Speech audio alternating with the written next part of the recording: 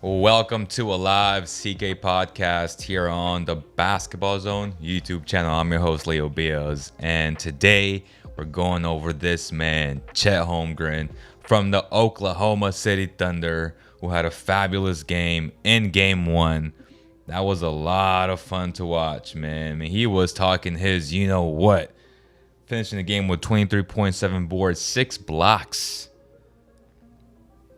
4 assists, 1 steal. He did it all. He was talking after the game, and a lot of people don't like that in terms of how he carries himself. I love it. That's what makes him who he is today. That's what has allowed him to get to this position in his life, right? To get drafted to the NBA, right? Not being the number one pick is not that big of a deal. Like, he's still a top 5 pick in the 2022 NBA draft, okay? So that was a huge accomplishment in itself. And in game one, he showed so much skill. His talent is just off the charts. The way he can move, the way he can shoot the ball.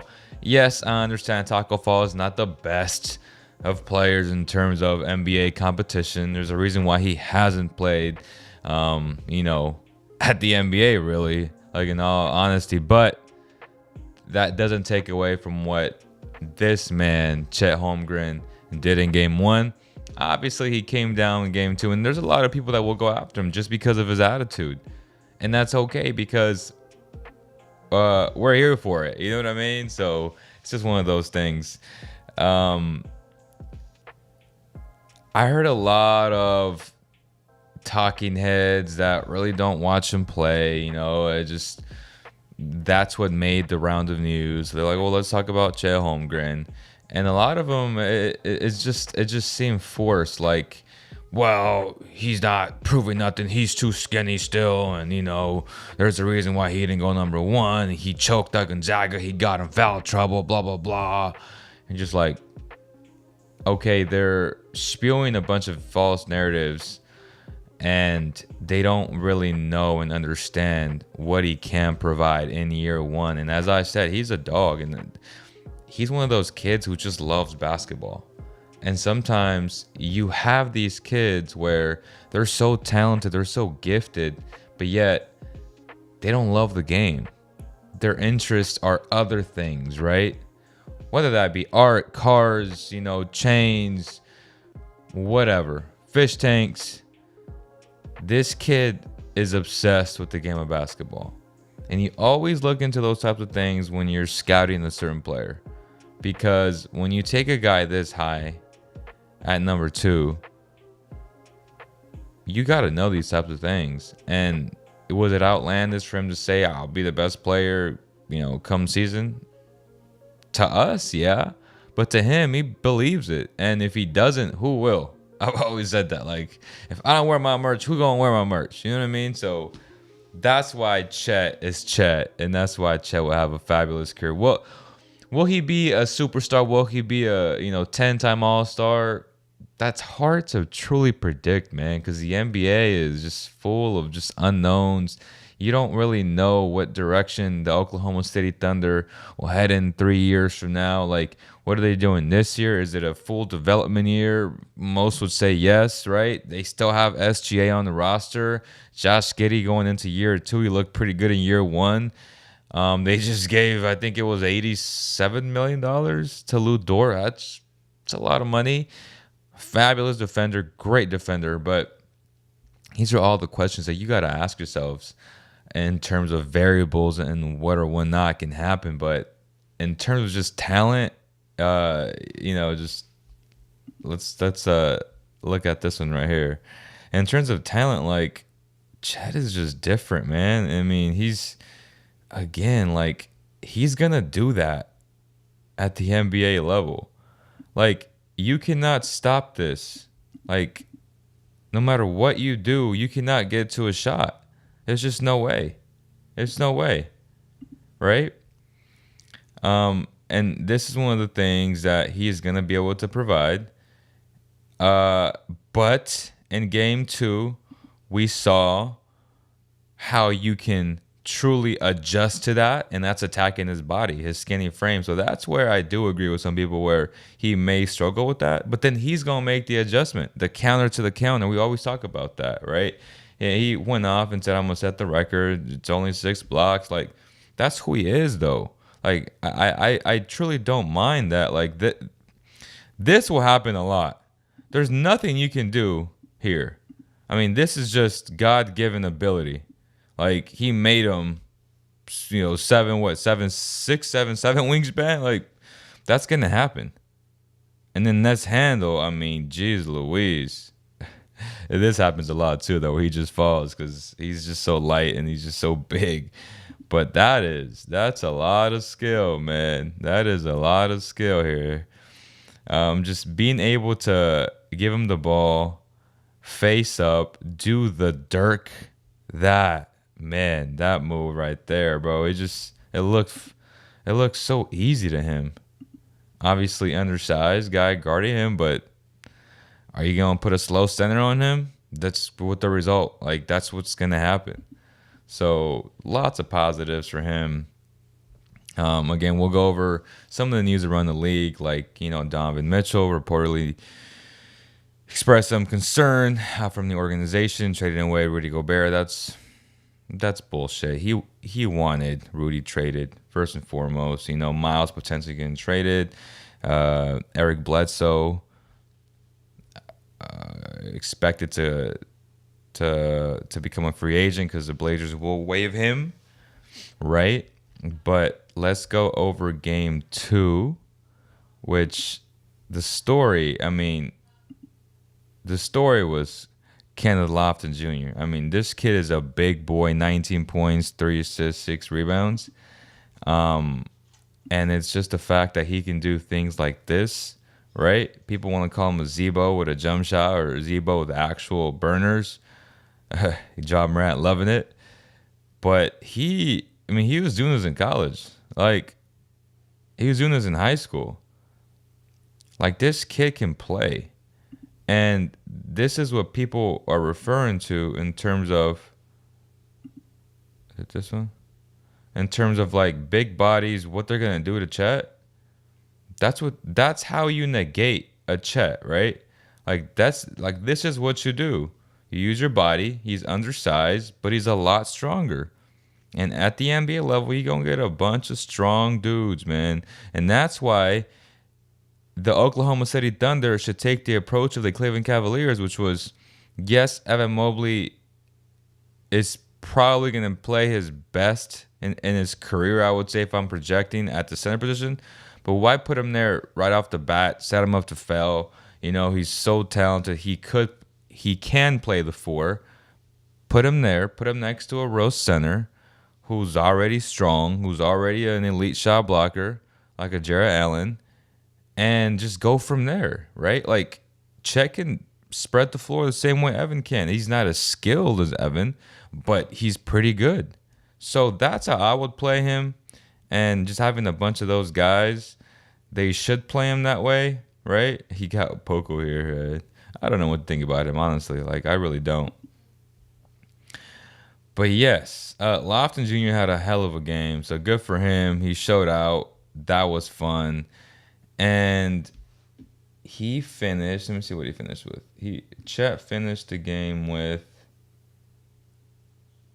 11 points, 12 rebounds, so a double-double, 3 assists, and 2 blocks. He didn't break the record like he said he was. And again, he's going to have dudes come after him. That's just the way it is.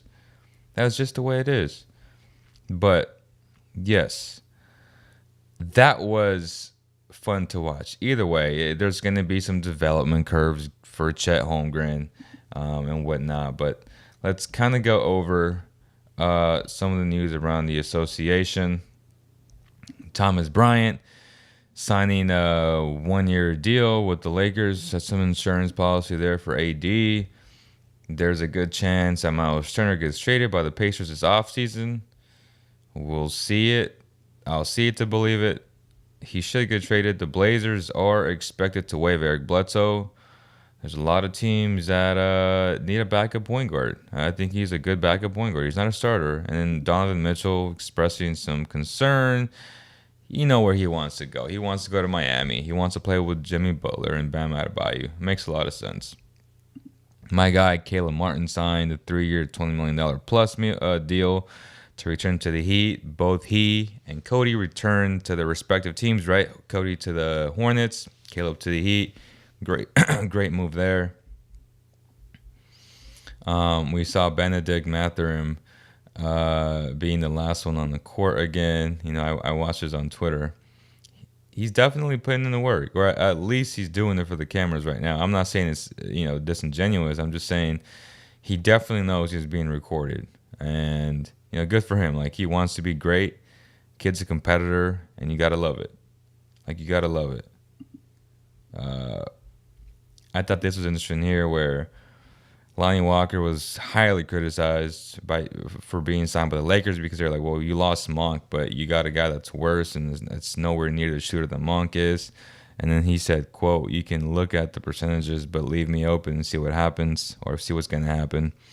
That's confidence. I think Lonnie needed a fresh start. He got the fresh start. We'll see what he does there. Bradley Beal is the only player in the NBA right now with the no trade clause. That's interesting, because he can literally navigate himself to the team that he wants, and that's going to happen sooner rather than later. Honestly, it will, right? It's just one of those things.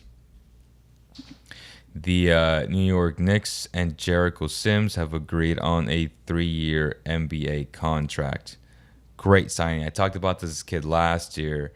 I thought he'd go to Brooklyn. He went to the Knicks. He stayed in the New York area. And he's a guy that is your prototype, modern day lob threat, can block shots, super agile. That's a solid contract for them. It's a great pickup there, keeping him there. And then Devontae Graham was arrested and charged Thursday for driving while impaired. That's tough. That's tough, man. Someone said it's them Hornets players, Harold, Bridges, Washington, Monk. I don't know, man. It's whatever the reasoning is, it's tough to see that, man. Miles Bridges doing what he did was unfortunate. He needs to pay for what he did, and it's sad. It's disgruntling. It's something that you're angry about, but life's not easy, man, and he needs to be better as a human being. Like, he cannot do what he did, and I'm glad he's going to suffer the repercussions for that. Like, he needs to pay for what he did to his wife, or his ex-wife. We'll end it with this, which is hilarious, right? Some news came out from Vincent Goodell saying that the Timberwolves that the Nets wanted Cat, Anthony Edwards, 4 draft picks for Kevin Durant. Like, at that point, you don't do that, right? Like, it'd be stupid. But if you give away Karl-Anthony Towns for Kevin Durant, and you put him with Ant and with Rudy Gobert, now you got a squad. That I would do. That would be a tough team out, man. And with the players that they have around them, the defensive versatility, that would be a good team. Obviously anticipating and expecting that Ant takes the next level, and Gobert being the defensive specialist he's been his entire career. That would be a hell of a team, man. And go over some of the King stuff as well. Keegan Murray showed out. He's playing so well right now. We talked about that. Malik Monk is an elite shooter, fierce competitor, and tremendous athlete that came from Monty McNair. He's thrilled to have him in Sacramento. And obviously Kevin Huerter, he said his ability to create shots and score will make him an instant asset to our team. And he also thanks Maurice Harkless and Justin Holiday for their contributions, and he wishes the best for them in the near future. And, just to address this comment from some KH Mag 1NG, still think giving away one first round pick was a lot for him in my AMO. Uh, I still think giving away a one was a lot for him. Wait. So now reading the back, I don't know if he was telling me if I thought it was too much. So just to reiterate for the thousandth time, I'm saying that because I thought the Kings would go after a third level type of Sabonis player, that you should save those picks because now with the Stepien rule in place, you're no longer able to give a 2023 because you gave up a 2024. That makes sense. So that kind of eliminated you, and it complicated, not necessarily 100% eliminated you, but it complicated things to where you are no longer able to offer a 2023. And we all know this to be true. If I'm a team trading away a very good player, I want next year's pick. So only being able to offer 2025, right? It's not as enticing. It's not as appealing anymore. So that's where I came from. Y'all know I don't care about draft picks. Obviously, I don't think that pick will be better than Kevin Huerter. Kevin Huerter is a fabulous player in terms of what the Kings need in terms of shooting. That's where I'm at with that.